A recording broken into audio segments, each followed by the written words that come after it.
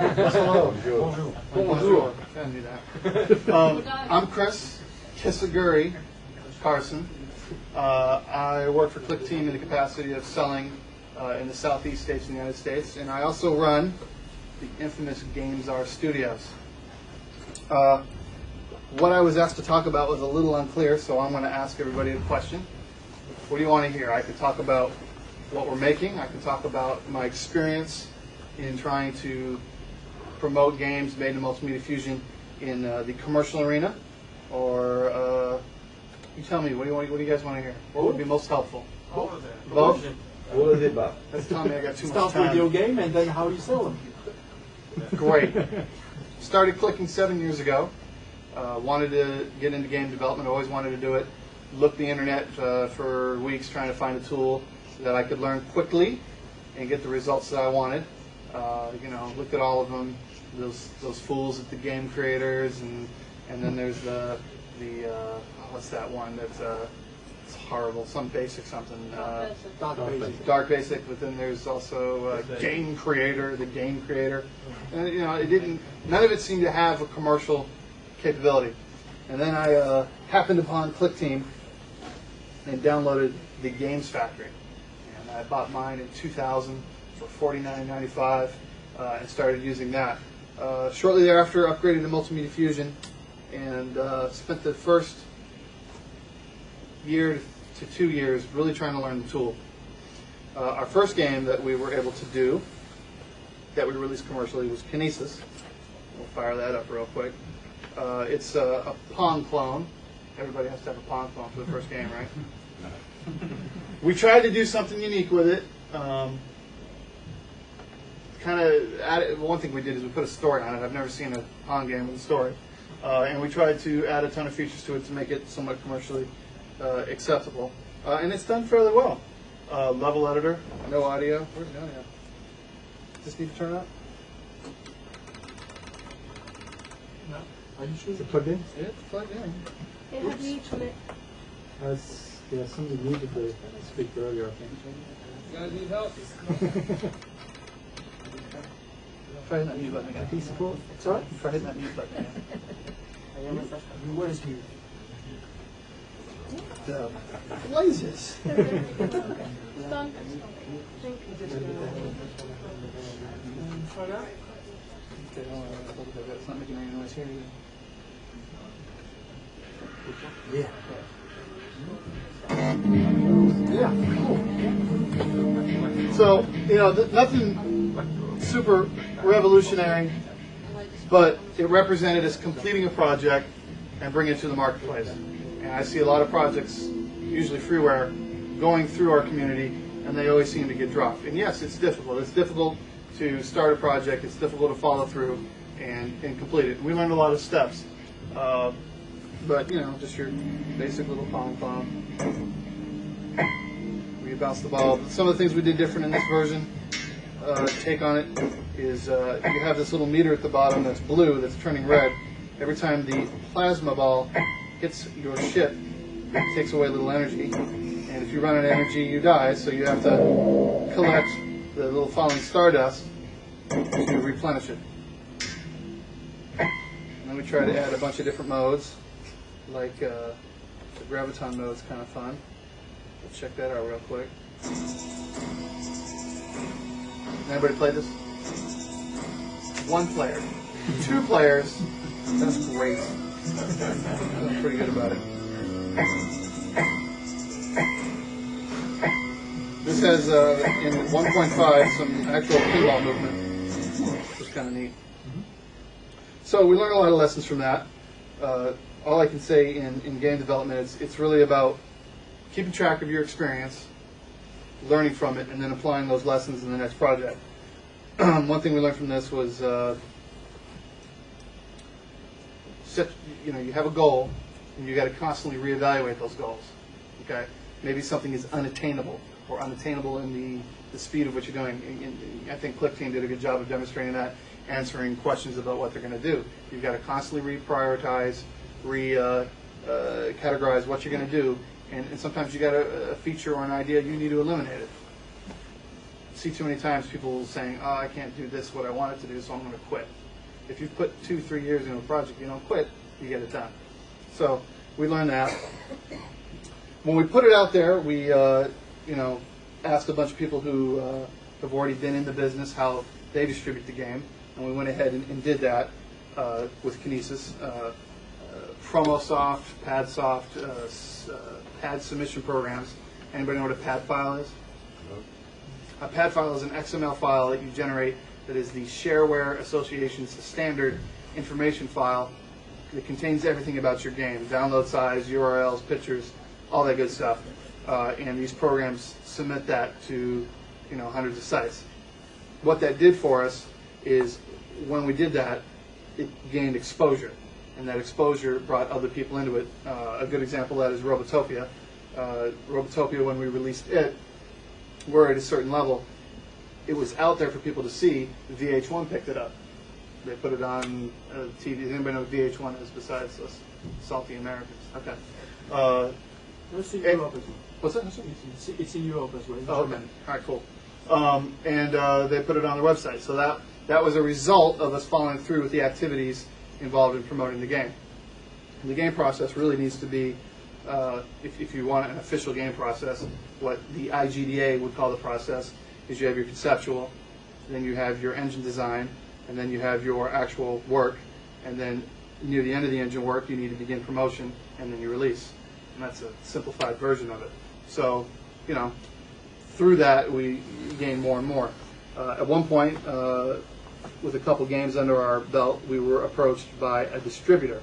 A distributor is someone who offers it through retail channels and through exclusive internet portals. An example of that is Oberon Media.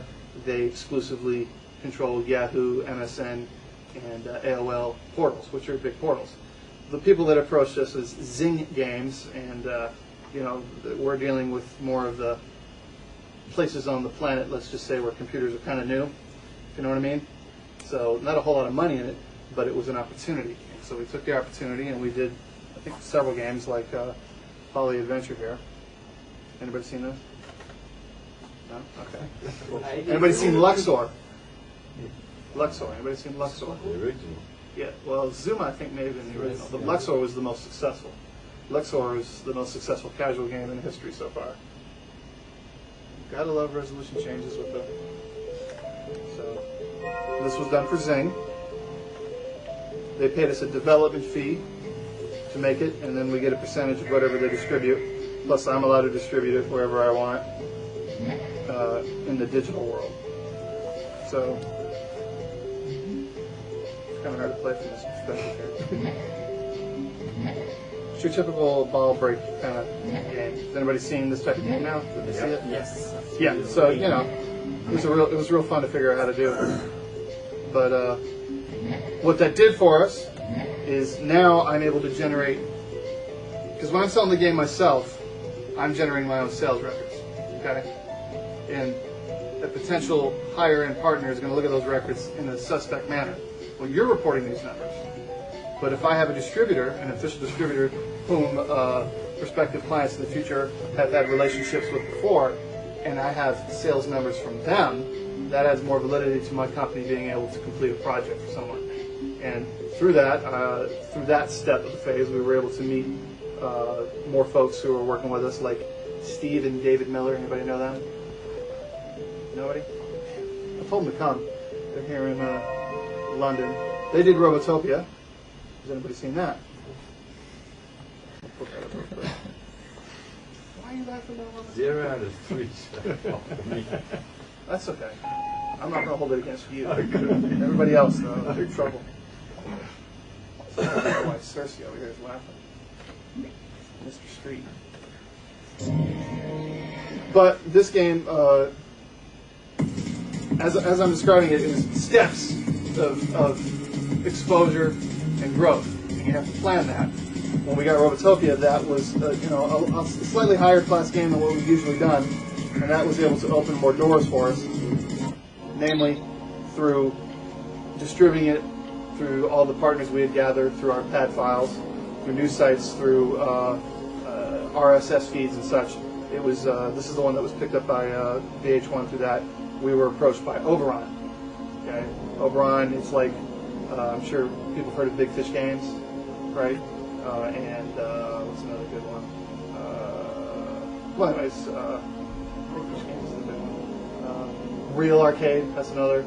That's the kind of company Oberon is, and they wanted to distribute it. And we're close to getting it done. It's all been signed and everything. They've gone through the bug testing phase. We're just having a problem being this was built 1.5 with a DLL issue. But then it will go on Yahoo, MSN, and AOL, and that'll develop an even larger sales record for us. And once you've reached a certain level of sales records, then I can begin to try to approach on our own retailers. Okay? Because right now all my retailing is done through distributors, and you know they're going to eat up most of the money. And that's not good for me or the people who work with us. So, without an official planned speech, that is, in a nutshell, how we started with the company. We started with an idea, and then we worked on how to learn the idea and how to make it work. Then we completed one actual product, and then we tried to market that product. We researched the tools on how to market the product, and then that brought in new opportunity, and it's just grown from there. So I guess at this point, is there any questions on that? Nobody. See, nobody wants to sell it. How about that Mr. Stone Stencher? You spent 3 years on it. I'm wondering, how did you get in contact with organizations like Big Fish Games and Real Arcade? They just contacted you, or? Well, in the case of Oberon, they had our information because I had approached them about a prior game. Okay. Which meant that now I was in their system, and occasionally the account rep that I'm assigned would review our site and see what was new. We hadn't really released Robotopia at that point, and we were advertising it as a coming up game, and he approached us about it. So, when I had gone through the publication of Kinesis, I learned a lot of lessons, and one of them was to keep a database of every industry contact I can find, and let them know regularly what I'm doing. Keep Gamesare fresh in their mind, and by doing that, that's what scored more and more contacts, and then it spiders from there.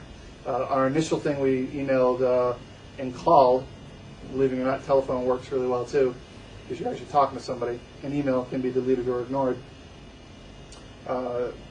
Big Fish Games, Real Arcade, in my opinion, Real is kind of the nastiest people to deal with. Oberon, and there's a couple others. If anybody's interested in publishing, I have the list obviously saved. I don't mind sharing it. I got a lot of good information from Addictive 24/7 initially too. He's a good guy. The mission, our company mission, has always been to deliver high-quality content that can compete with traditionally developed titles by using Multimedia Fusion. And the advantage for an independent studio using Multimedia Fusion is that your costs drop significantly. If I'm programming, let's say, for instance, Bali Adventure, okay? That game was, the original Luxor was programmed by 4 different people, and it took them almost a year to complete. We did Bali Adventure in a month and a half. That's a huge difference. And by keeping my costs down, that allows me to survive longer because I'm not having to cover any incidental costs. I don't have a lot of labor, a lot of employees and such. So that allows us to play and survive longer and gamble in other areas. So, does that answer the question? I don't know who asked it. Anybody else have a question? Other demos if you would like this game. Yeah, what would you? Well, you got all sorts of games here. One thing I'm going to show you is the flame object. Anybody heard of the flame object? Yes. Would you like to see the flame object? Yes. The biggest problem for it not being released is it was running fairly slow. It was 20 frames per second is about the best we could get. But I'm assuming with hardware acceleration that that shouldn't be an issue anymore. Would have to be rebroken. You think so? Yeah. So the existing extension wouldn't work. You'd have to use pixel shaders. Pickles. Well, anyways. No, pixel. No, pickles. Pickles. Anyways, this is the flame object. Once it's finally released, there's several aspects of it you can control. You can control the velocity that the flame is moving, the speed of the flame, how fast it travels up. You can control the direction in 360 degrees of where it's burning. And you can even, let's see, change the, you can have an alpha channel on it. Here's some demos of what can be done with it. This was done when it was originally made, the waterfall example. That looks pretty nice. Plasma, maybe little energy beams or whatever. Lava. Maybe little fireballs popping out. Kind of hot, let's get out of there. Fireworks, I took that really cool firework animation and then overlaid the flame object on it, and it gives it that little kind of glow effect. The fountain.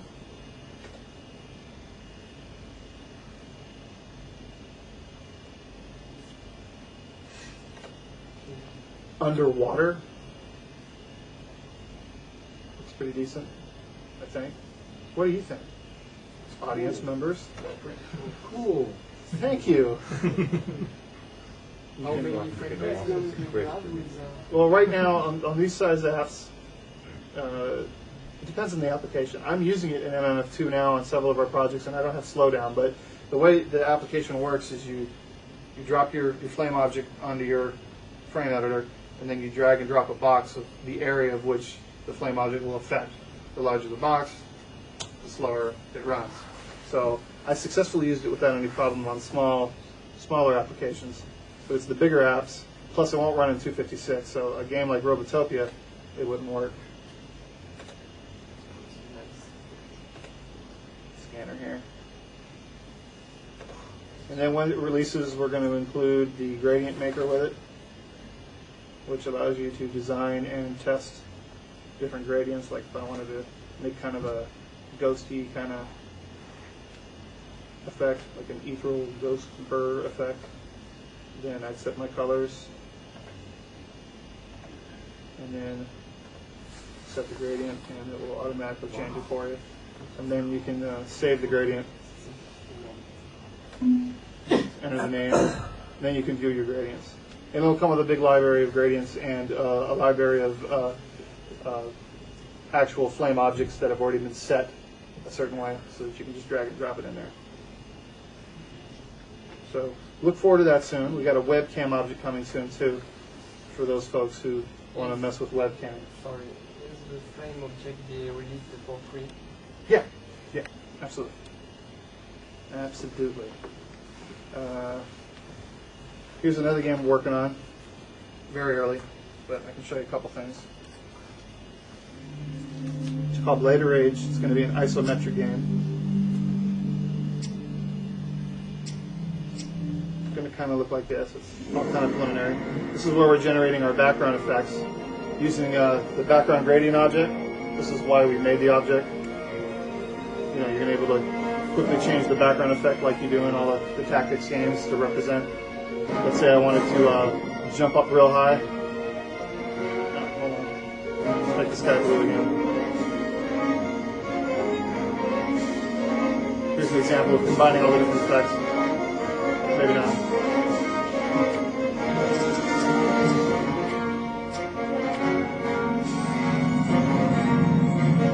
As you can see, it's all a little buggy.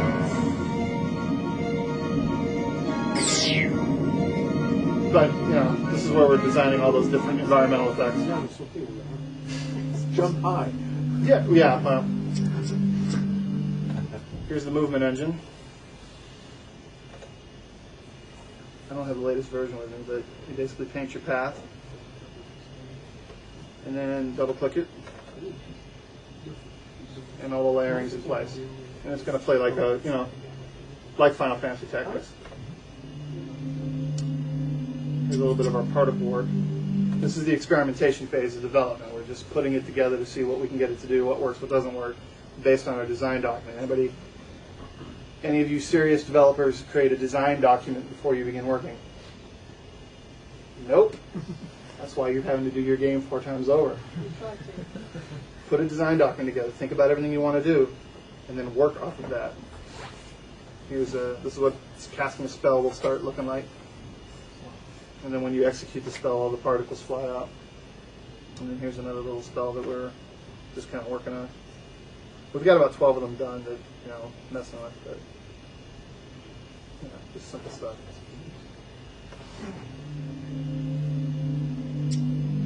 Incursion is nearing completion. Who likes the X-Files? Mulder, Scully, the Smoking Man. Handsome man. Hold on. Incursion is my tribute to the X-Files. Sam, my business partner, Sam Dillard. Anybody heard his music before? Sam Dillard. Yeah. We started the company 7 years ago. He stayed with me in Atlanta so we could take the company to the next step for about 3 years. And I never really watched X-Files. I kind of avoided it on Fox. And he made me sit through 60 episodes over like a week period. And I just fell in love with the show. It was really well done. And the whole alien conspiracy thing really was kind of neat. So I figured, let's make a game that's kind of almost satirical about it, making fun of what probably is the truth out there. And that's what this game's attempting to do. The executable I had cuts out all the title screen stuff. I don't want to show that to you, so I just need to load it up and delete it. But so the game is going to play. That's one area we're having problems with, and anybody who's willing to beta test and give me good comments, I need good beta testers, because a lot of folks, I'll beta test, and they sign up to the forums and they download the game. Oh, I'm so excited! Let me play the game. Okay, I played it, and it sucks. Really? Well, what sucks? No, I don't know. It's too short. Tell me. See, now that would be good beta testing results. You're hired. Yeah, it's too short. I don't like the color. I don't like the window. What? But we're trying to balance the game. It's we're trying to make a hybrid of a casual game, because the casual game market is the fastest growing video game segment in the market out there today. That's why, as we were discussing earlier with someone, that there's is it Big Fish Games? Is that who says they got a new game every day? Well, it's true, because there's that many people trying to make money, and it's, as I said, the fastest growing. But to get noticed, you need to make something different. So this is our attempt to do that. Contrary to daily click opinions, we don't want to do clones all day long, but we get paid to do it. So hey, money rules all, right? Gameplay is this: you're gonna have a night phase and a day phase. Okay, the beginning of the game is the daytime. The government brings you the UFO to reverse engineer.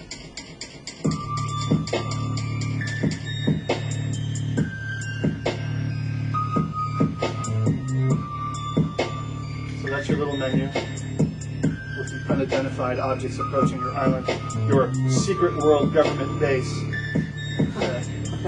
You don't tell anybody. And then we got your option screen. We're trying to chalk in as much detail about what the whole conspiracy and are UFOs real in it, down to the clipboard for your option screen. This is actually ripped from a blue book. Anybody heard of Project Blue Book? Air Force, United States Air Force, reporting all the unidentified objects. This is actually the actual form used. I just changed the wording so they wouldn't come hunt me down. You know how the government is. Well, at least my government. Right? Where you set your settings, but this questionnaire has been prepared to you to give and it said Air Force, as much information as possible concerning the unidentified aerial phenomenon. That's an actual form people who saw UFOs during that project filled out. So attention to detail, it's important.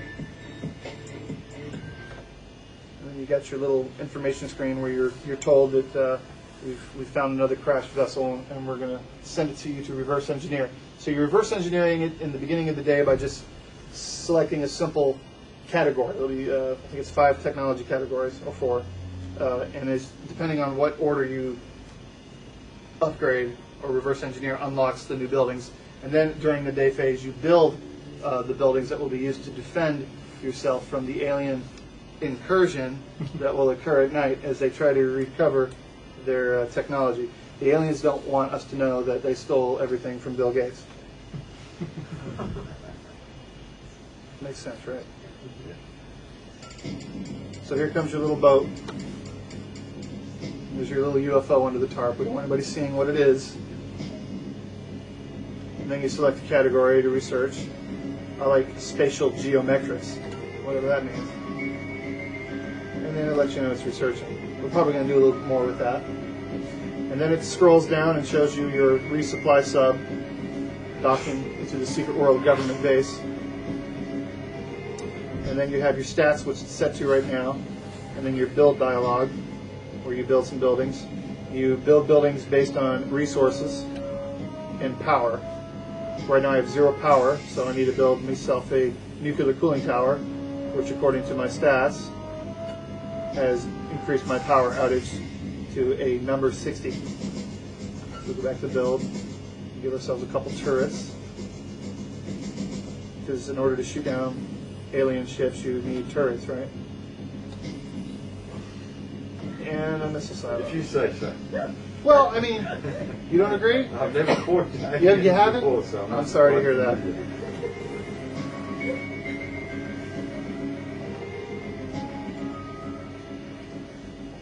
You know, you guys got tons of sightings in the UK, so just I've never go inside at night. I've Okay? never fought. There's a chance. Right, here we go. So you shoot with one mouse button, and then you lay down your defensive missiles with the other mouse button.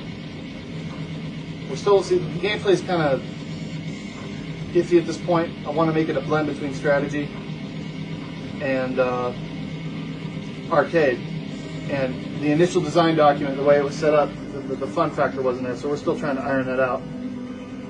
Once you survive the wave, each wave gets stronger and stronger, you go back to your daze phase. You lose the game when, of course, you have no way of defending the base.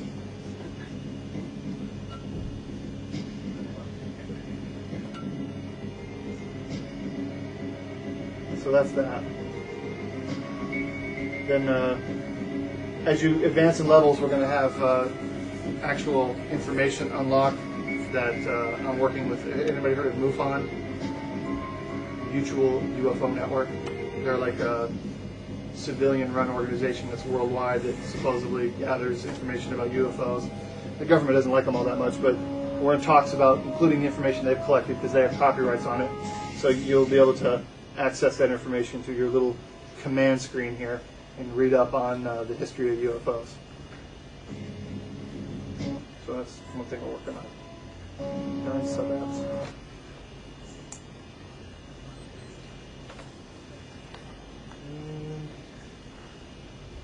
That's the latest for coming up. Here's Gem Fusion. Here's another little. Anybody play Jewel Explorer? Not Jewel. Jewel Fever? This is an example of if you decide to go in a business model with your game production. This is an example of being smart. Zing hired us to do a game called Jewel Fever. It's a little rotating gem columns-like game. Oh, yeah. You have to negotiate your contract with these folks. So they hired us to do the game. I gave them the rights to the graphics, the sound, the audio, the story, the IP, and the right to distribute the engine. When I developed the game, I made sure that at the end of the day, I had control over the engine. So they basically paid me, and I make profit off the engine development, and I could turn it into something better, which is what we hope is this game here. We'll play the standard mode first. I said we'll play the standard mode first.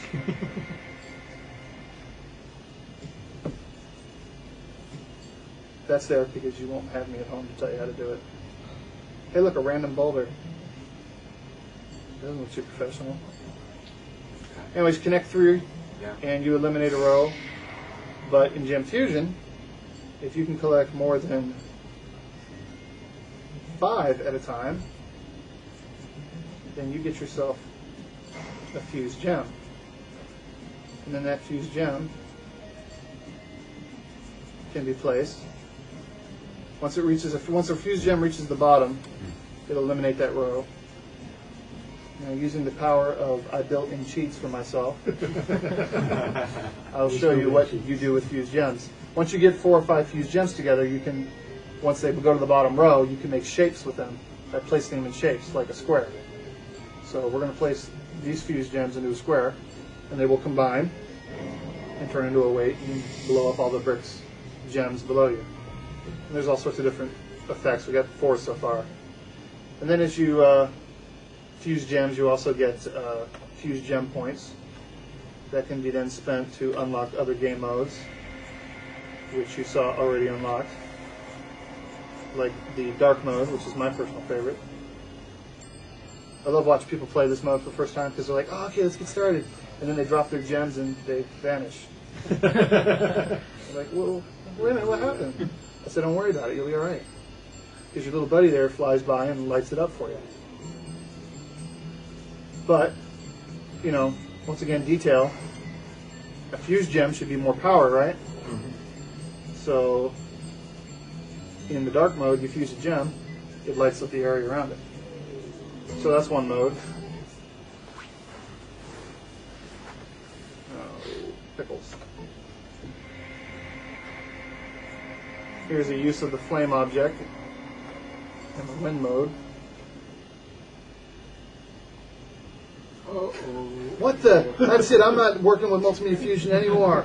It's Microsoft's problem. You want to switch to Linux. It's the flame object. It is. It is. It probably isn't. I'll try it again. I want to show it to you. It's my laptop is what it is. It's my laptop when it works right. It's my wife's laptop when it crashes. Yeah.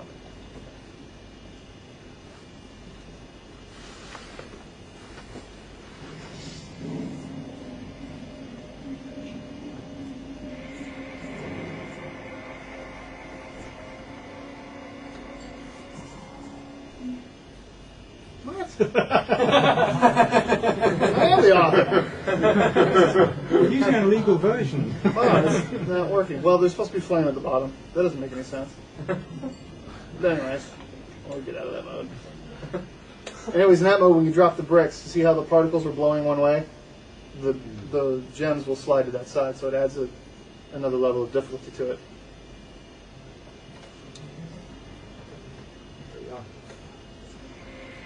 One last thing I'll show you, and then I'll leave you alone. So you've been playing it, things are going down, you're a real pro, and then you're like, let's play Chaos mode. And you're like, what, wait, huh? What? It's backwards. So, I guess I'm trying to be the Stanley Kubrick of video games, punish people.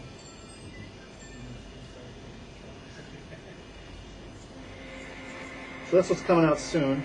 I was supposed to have a demo of, everybody's been waiting to see Tormshire,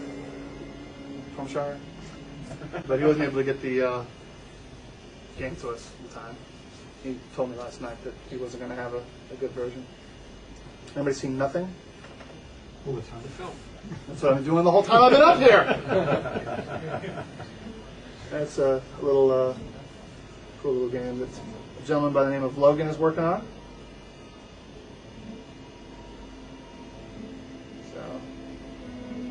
Hopefully he'll get some good progress going on it soon. You change the form of your guy to meet certain objectives. It plays like Metroid. You got that.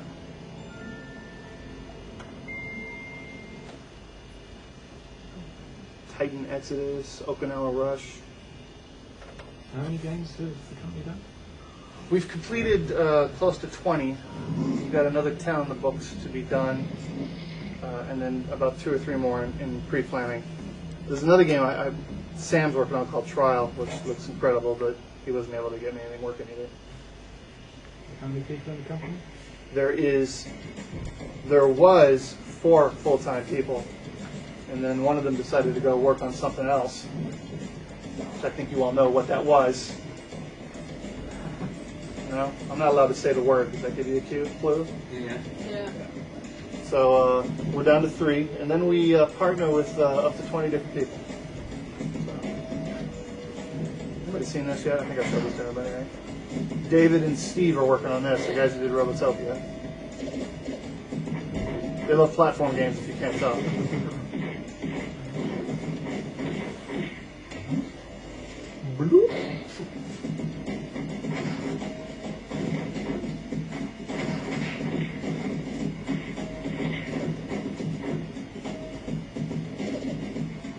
What software do you use to make the music? Various software. Depends on the game. I mean, we've used ModPlug, to make the mod files because it's free and it's easy. I've Solar Rescue Genetsu used a combination of Acid and Fruit Loops to create the loops and then render them in Acid. And then the music you heard in Bladed Rage, the orchestrated kind of music, that was done in Cubase with orchestral libraries that are extremely huge. They're like 2 gigs per instrument, and we had to build just a special computer just to make the music because they're really high quality. Some folks think, well, who played that? And like, Sam's computer. So 3 or 4 different tools. Does that answer your question? It does. Outstanding. What do you use? What's that? I don't use any of them, but I've heard of all of them. Check them out.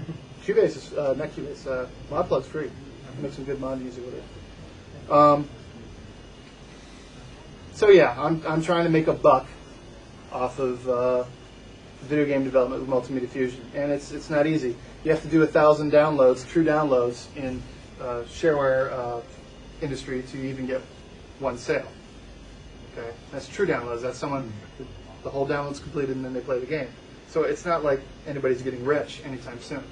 But I think it's important that our community, our product, have that kind of support, because the tool is never going to be taken at its most serious if all that's made with it are simple, basic, free games.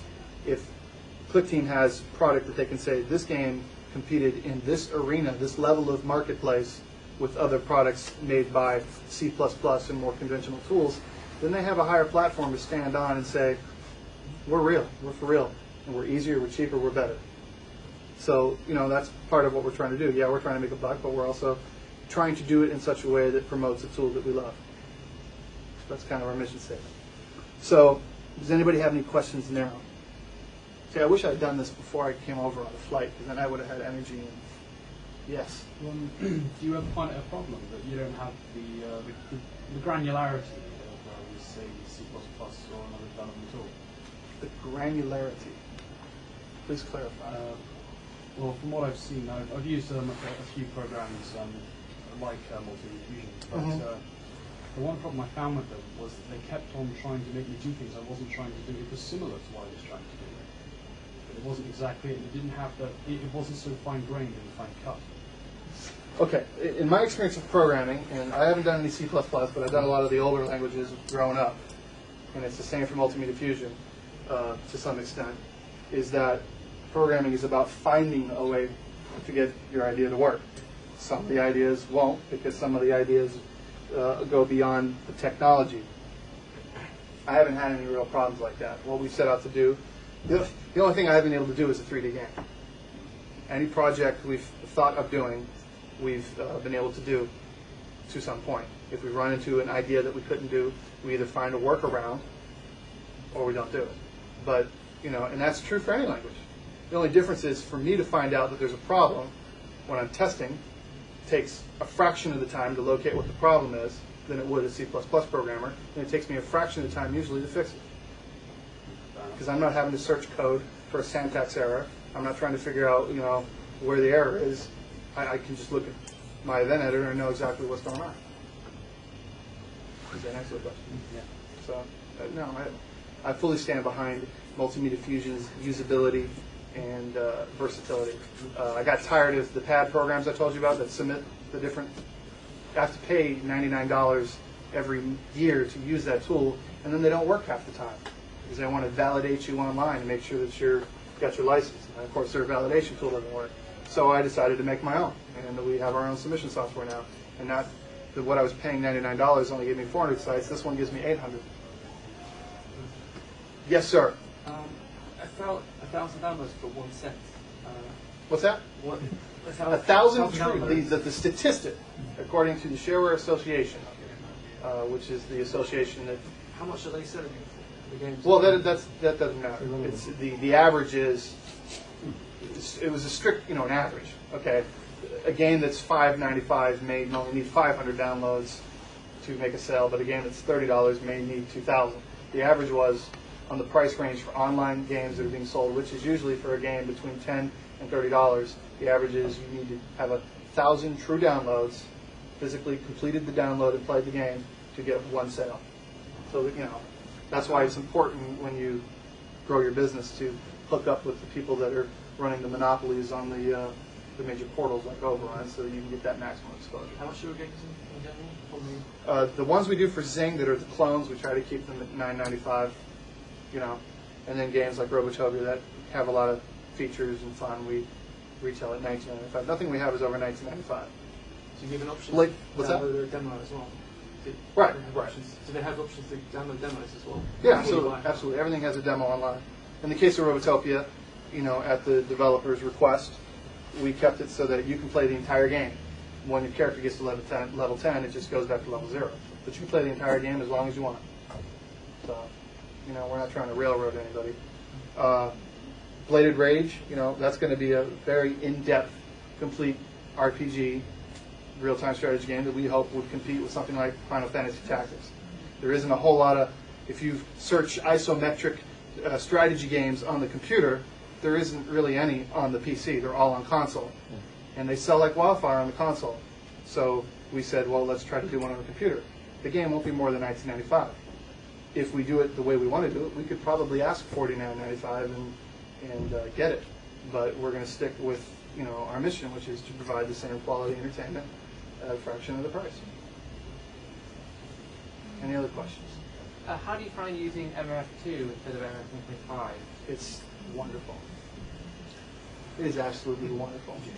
The first thing is when I'm editing an image for an hour and a half using the built-in image editor, it doesn't seem to run out of memory, where everything starts disappearing on your image editor. Anybody have that problem?